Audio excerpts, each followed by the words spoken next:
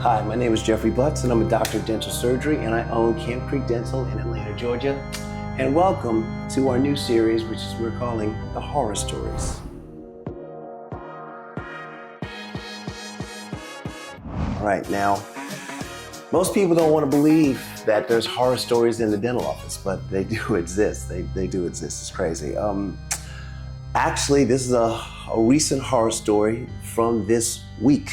I had to do a full mouth extraction on a young man, okay? Now, this young man was an amazing patient, by the way. I mean, that was not the horror, okay? He wanted dentures, and that's what we did. We gave him some dentures. So we took an impression of what his teeth looked like before, and they gave us back a nice set of teeth. His teeth were beautiful, right? I did the extractions, no problem. I put the teeth in. He looked amazing, all right? I left. Woo, you're good. You're welcome. Yeah, you're welcome. Good job, all right? I left, and I left my assistant to take care of my patient. Now, the patient was wearing a white shirt. He was in my surgical suite, which is a specialized suite because it has a chair that has a steel plate in the back of the chair. So if something were to go wrong with the patient and I had to perform CPR, I wouldn't have to drag him out of the chair and on the floor. I could do it right there in the chair. I'm in an area where I could see into the room. And when I looked back into the room, there was blood all over his white shirt.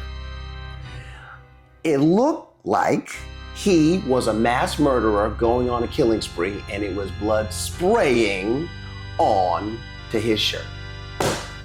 And there was blood spraying on the shirt. It was his blood coming out of his mouth. Now, usually the blood coagulates nicely after I've done the extractions and cleaned out the sockets and put the teeth in, no problem. But the blood was pouring over the dentures now. I remembered that the patient is one that's had a heart attack before. He's a young man that had a heart attack. And usually for heart attack patients, they give aspirin so that the blood doesn't coagulate, or so the blood can be a little bit more thin so that the heart doesn't have to work as hard to pump the blood out.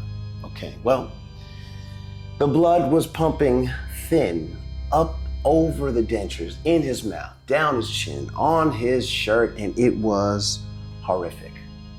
Me and Tupac couldn't stand it, all right? What do? Basically, we just leaned the patient back. We put a bunch of ice on him.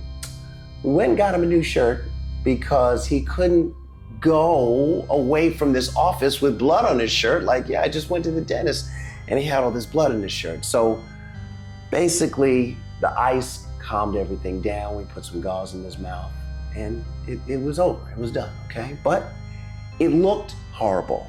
I was a little bit horrified because I was like, why is my poor patient bleeding? But then I remembered about the aspirin, and that's where we are, guys.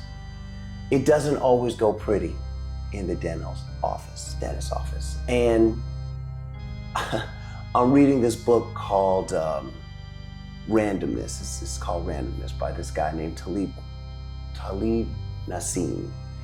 And randomness in this book is just something like you can be lucky or you can be unlucky. And like when you're lucky, you might think it's because of your skill. And when you're unlucky, you might think it's because it's somebody else's fault, right?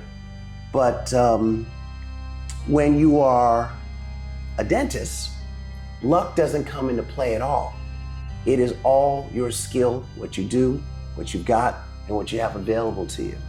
Knowledge and instrumentation is what makes everything go well.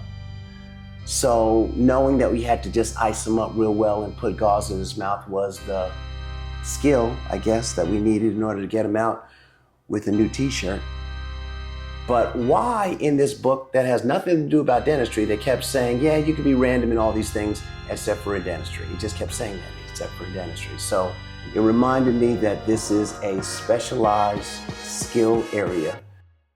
Share this video with anyone that you think could use this type of information. Please give us a thumbs up and let the algorithm know that we're here and making a difference in the world, okay? We're gonna talk about a couple other little things a little later.